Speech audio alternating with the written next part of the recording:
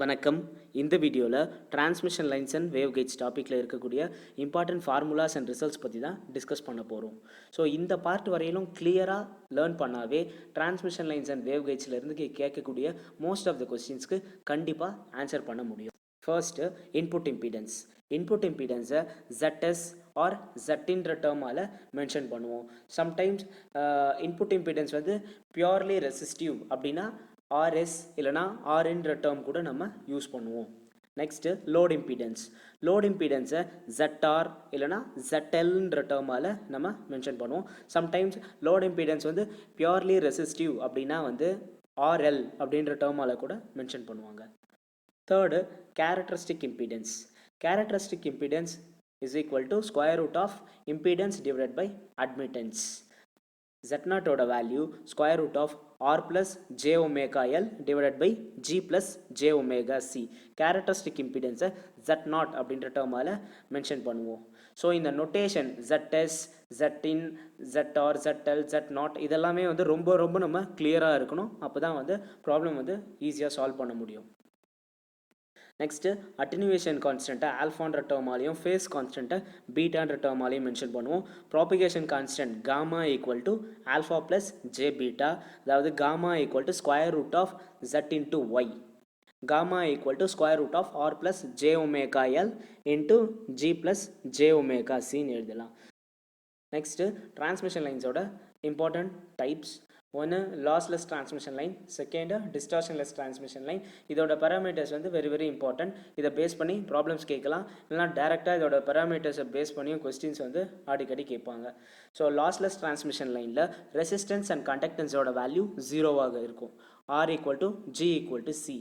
டிஸ்டார்ஷன்லெஸ் லைனில் R by L equal to G by Phi. So இந்த condition very important. What is the condition for distortionless line அடிக்கடி கேட்பாங்க. R by L equal to G by Phi. இதையே வந்து இந்த cross மல்டிப்ளைலாம் பண்ணி கூட கொஸ்டின்ஸில் ஆப்ஷன்ஸாக வச்சுருப்பாங்க. RC ஈக்குவல் டு GL இல்லை R by G equal to L by C. So ஏதாவது ஒரு ஃபார்மெட்டை கிளியராக லேர்ன் பண்ணிட்டோம் அப்படின்னா எப்படி கேட்டாலுமே நம்ம ஈஸியாக ஆன்சர் பண்ண முடியும். Next characteristic impedance. Lossless transmission லைனோட characteristic impedance square root of L by C. Distortionless லைனுக்கு Z0 equal to square root of R by G or Z0 equal to square root of L by Phi. So ரெண்டுமே equal. Next propagation velocity. Propagation velocity lossless லைனுக்கும் distortionless லைனுக்கும் same தான். V equal to omega by beta. அதை simplify பண்ணோம் அப்படின்னா propagation velocity equal to 1 by square root of LC. Next lossless transmission லைனில் attenuation constant alpha equal to 0, beta equal to omega into root LC. நமக்கு தெரியும் propagation constant gamma equal to alpha plus j beta. So இங்கே gamma equal to j omega root LC. இதுவே distortionless லைனில் பார்த்தோம் அப்படின்னா attenuation constant alpha equal to root RG, phase constant beta equal to omega into root LC. So propagation constant gamma equal to square root of RG plus j omega root LC. So இந்த parameters எல்லாமே very important. ரிப்பீட்டடாக வந்து இந்த ஏரியாவிலேருந்து questions கேட்பாங்க. டேரெக்டாக வந்து இந்த results வச்சு கேட்கலாம், இல்லைனா ரிசல்ட்ஸை யூஸ் பண்ணி நம்ம ப்ராப்ளம் சால்வ் பண்ணுற மாதிரியும் கொஸ்டின்ஸ் இருக்கும். Next input impedance. Input impedance Zin equal to Z0 into ZL plus Z0 tan H gamma L divided by Z0 plus ZL tan H gamma L. இது lossy மீடியம்க்கு.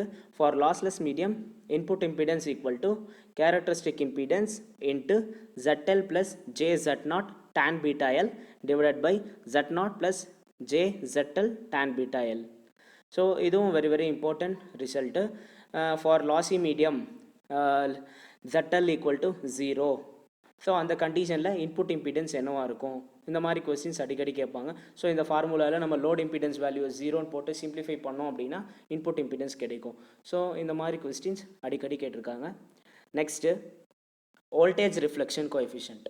So voltage reflection coefficient equal to reflected voltage at load divided by incident voltage at load. இதுவும் very important parameter of transmission line. reflection coefficient gammaன்ற டேர்மாலையும் mention பண்ணுவாங்க, sometimes கேன்ற டேர்மாலையும் வந்து mention பண்ணுவாங்க.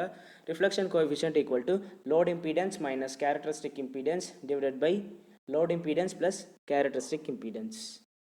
K equal to ZL minus Z0 divided by ZL plus Z0. இது very important result.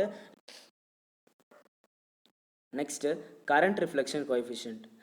Current reflection coefficient வந்து voltage reflection coefficient உடைய negative value. அதாவது current reflection coefficient equal to minus of voltage reflection coefficient. Next, voltage standing wave ratio VSWR.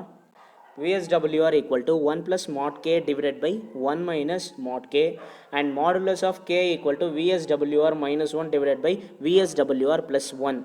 So அதாவது voltage standing wave ratio க்கும் reflection coefficient க்கும் உள்ள relationship தான் இந்த ரெண்டு equation. இது very important equation. So இந்த ஏரியால இருந்து கண்டிப்பா எப்பயுமே question இருக்கும். So இந்த ரெண்டு ரிசல்ட் ப்ளஸ் ரிஃப்ளெக்ஷன் கோஎஃபிஷியன்ட்டோட formula K equal to ZL minus Z0 divided by ZL plus Z0. இந்த மூணு ரிசல்ட் ரொம்ப கண்டிப்பாக தெரிஞ்சு வச்சுருக்கணும். நெக்ஸ்ட்டு ரேஞ்சஸ் வந்து கேட்பாங்க. அதாவது வோல்டேஜ் ஸ்டாண்டிங் வேவோட ரேஞ்ச் வந்து என்ன? VSWRோட ரேஞ்சு 1 to இன்ஃபினிட்டிக்குள்ளே இருக்கும். அதே மாதிரி ரிஃப்ளெக்ஷன் கோஎஃபிஷியன்ட்டோட வேல்யூ -1 to +1குள்ளே இருக்கும். இதுவே மேக்னிடியூட் ஆஃப் ரிஃப்ளெக்ஷன் கோஎஃபிஷியன்ட்டுன்னு கேட்டாங்க அப்படின்னா அதோட ரேஞ்சு 0 to 1குள்ளே இருக்கும். இந்த வேல்யூஸ் நமக்கு எப்படி கிடைச்சதுன்றதை இன்னும் கொஞ்சம் கிளியராக பார்க்கலாம். ஸோ டிரான்ஸ்மிஷன் லைனில் லோட் இஸ் ஷார்ட் சர்க்கியூட். இந்த கண்டிஷனில் லோட் இம்பீடன்ஸ் ஈக்குவல் டு 0. அதாவது ஜென்ரலாகவே ஷார்ட் சர்க்கியூட் அப்படின்னா அந்த இடத்துல ரெசிஸ்டன்ஸோட வேல்யூ 0வாக இருக்கும். ஓப்பன் சர்க்கியூட்னு போது ரெசிஸ்டன்ஸோட வேல்யூ இன்ஃபினிட்டியாக இருக்கும் இல்லையா? அதே சேம் கண்டிஷன் தான். When load is short circuit ZL equal to 0. So ZLோட வேல்யூ 0 அப்படின்னும் போது ரிஃப்ளெக்ஷன் கோஎஃபிஷியன்ட்டோட வேல்யூ சிம்பிளிஃபை பண்ணோம் அப்படின்னா நமக்கு -1 கிடைக்கும். இதுவே மேக்னிடியூட் +1. ஸோ இந்த வேல்யூ நம்ம சப்ஸ்டிட் பண்ணோம் அப்படின்னா வோல்டேஜ் ஸ்டாண்டிங் வேவ் ரேஷியோட வேல்யூ 2/0ன்னு வரும். So VSWR equal to infinity. When load is open circuit அப்படின்னும் போது load impedance equal to infinity. So இந்த வேல்யூ வந்து சப்ஸ்டிட் பண்ணோம் அப்படின்னா ரிஃப்ளெக்ஷன் கோஎஃபிஷியன்ட்டோட வேல்யூ 1 வரும். ஸோ மேக்னிடியூட் ஆஃப் ரிஃப்ளெக்ஷன் கோஎஃபிஷியன்ட்டும் 1. ஸோ VSWR 2/0ன்னு வரும். So VSWR equal to infinity. Third case transmission line is perfectly matched. So இந்த கண்டிஷனில் load impedance equal to characteristic இம்பீடன்ஸாக இருக்கும். இந்த கண்டிஷனில் ரிஃப்ளெக்ஷன் கோஎஃபிஷியன்ட்டோட வேல்யூ 0/2 Z0ன்னு வரும். So reflection coefficient equal to 0, magnitude of reflection coefficient equal to 0 தான். ஸோ இந்த கேஸில் வோல்டேஜ் ஸ்டாண்டிங் வேவ் ரேஷியோட வேல்யூ 1. ஓகே, இந்த 3 கண்டிஷன்ஸோட சம்மரியை பார்ப்போம். When ZL equal to 0, reflection coefficient equal to -1. -1 அப்படின்னா reflection coefficient ஓட magnitude is 1, phase is 180 degree. இந்த கேஸில் வோல்டேஜ் ஸ்டாண்டிங் வேவ் ரேஷியோட வேல்யூ இன்ஃபினிட்டி. இன்புட் இம்பீடன்ஸை நம்ம ஷார்ட் சர்க்கியூட் இம்பீடன்ஸ்னு சொல்லுவோம். ஏன்னா இது ஷார்ட் சர்க்கியூட்டட் கேஸ் இல்லையா? So input impedance or short circuit impedance equal to JZ0 tan beta L. So இந்த கண்டிஷனில் டிரான்ஸ்மிஷன் லைனில் reflection is maximum. So second condition load impedance equal to infinity, அதாவது line is open circuited. So இந்த கண்டிஷனில் reflection கோஎஃபிஷியன்ட்டோட value 1. So magnitude of reflection கோஎஃபிஷியன்ட்டும் 1, face 0 degree. Voltage standing wave ரேஷியோட value infinity வரும். Input impedance equal to open circuit impedance, இதோட value -JZ0 cot beta L. இந்த கண்டிஷன்லையும் reflection வந்து மேக்ஸிமமாக இருக்கும். Third condition load impedance equal to characteristic impedance. So இந்த கண்டிஷனில் reflection coefficient equal to 0, voltage standing wave ratio equal to 1, input impedance equal to characteristic impedance. So this is perfectly matched case. So இந்த கேஸில் there is no reflection. So இந்த 3 கேஸஸுமே very important. அதுலேயும் third case ரொம்ப important. So for perfect match கேஸில் load impedance equal to input impedance equal to characteristic impedance, இந்த 3 இம்பீடன்ஸுமே equal. இந்த கேஸில் reflection coefficient equal to 0, voltage standing wave ratio equal to 1. So இது கேட்பாங்க அடிக்கடி. அதாவது பர்ஃபெக்ட்லி மேட்ச்டு கேஸில் ரிஃப்ளெக்ஷன் கோஎஃபிஷியன்ட்டோட வேல்யூ என்ன, வோல்டேஜ் ஸ்டாண்டிங் வேவ் ரேஷியோட வேல்யூ என்ன, ஆர் இன்புட் இம்பீடன்ஸ் அவுட்புட் இம்பீடன்ஸோட வேல்யூ என்ன, அடிக்கடி கேட்கக்கூடிய ஒரு கொஸ்டின். ஸோ இந்த த்ரீ கண்டிஷன்ஸில் ஸோ ரிஃப்ளெக்ஷன் மேக்ஸிமம் எந்த கண்டிஷனில், தேர் இஸ் நோ ரிஃப்ளெக்ஷன் எந்த கண்டிஷனில், இதை கிளியராக பார்த்து வச்சுக்கணும். ஸோ இங்கே எல்ன்றது வந்து length of the transmission line, ZSC short circuit impedance, ZOC open circuit impedance. Next இந்த short circuit impedance, open circuit இம்பிடன்ஸை இன் டேர்ம்ஸ் ஆஃப் கேரக்டரிஸ்டிக் இம்பிடன்ஸை நம்ம எழுதலாம். ஸோ அது ஒரு important formula. Z0 square equal to ZSC into ZOC or Z0 equal to square root of ZSC into ZOC. Sometimes short circuit impedance, open circuit impedance ஓட வேல்யூஸை கொடுத்துட்டு characteristic impedance கேட்கலாம். இல்லைனா வேறு ஏதாவது இந்த ரெண்டு டேர்ம்ஸை கொடுத்துட்டு இந்த மூணில் இன்னொரு டேர்மை கேட்கலாம். ஸோ இது very very important equation. Next, behavior of transmission line due to variation in L. So, different values of L-க்கு input impedance ஓட value என்னவா இருக்கும், இதுவும் வந்து அடிக்கடி கேட்கக்கூடிய results. So, when L equal to infinity, input impedance equal to characteristic impedance. When L equal to lambda, input impedance equal to load impedance. For half wave line, அதாவது lambda ஓட value,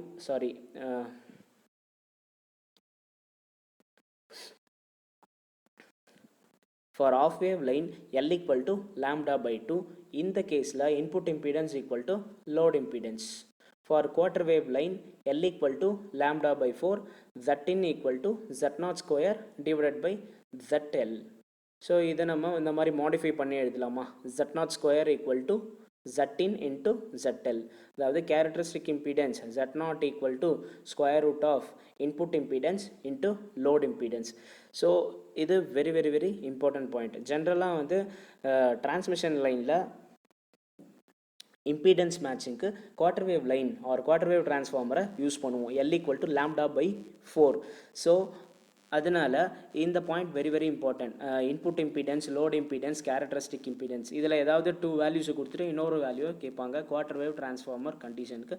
so இது very very important result. 4th one. 5th, L equal to lambda by 8 case la input impedance equal to Z0 into ZL plus JZ0 divided by Z0 plus JZL. இதுக்கு magnitude value நம்ம calculate பண்ணோம் அப்படின்னா L equal to lambda by 8 case la magnitude of input impedance equal to Z0. Next, important points. Every lossless line is a distortionless line, but every distortionless line are not lossless lines.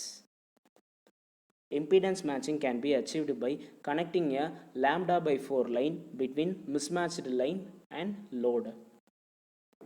Connecting a stub across mismatched line. So generally வந்து impedance matchingல lambda by 4 line use பண்ணுவோம், இல்லனா வந்து stub use பண்ணுவோம். lambda by 2 லைனை impedance மேட்சிங்க்கு நம்மளால் use பண்ண முடியாது. So இது எல்லாமே வந்து இம்பார்ட்டன்ட் பாயிண்ட்ஸ். ஸோ இதுவரையிலும் நம்ம டிரான்ஸ்மிஷன் லைன்ஸ் டாப்பிக்கில் இருக்கக்கூடிய இம்பார்ட்டன்ட் ஃபார்முலாஸ் அண்ட் ரிசல்ட்ஸை டிஸ்கஸ் பண்ணோம். இது வரையிலும் நம்ம வந்து கிளியராக வந்து லேர்ன் பண்ணிட்டு போனாவே வந்து நம்ம டிஆர்பி எக்ஸாம்ஸில் கேட்கக்கூடிய மோஸ்ட் ஆஃப் த கொஸ்டின்ஸை கண்டிப்பாக கிளியர் பண்ண முடியும். ப்ளஸ் இந்த வீடியோஸ் பற்றி உங்களோட சஜஷன்ஸ் அண்ட் கமெண்ட்ஸை வந்து கீழே கமெண்ட் செக்ஷனில் சொல்லுங்கள். தேங்க்யூ.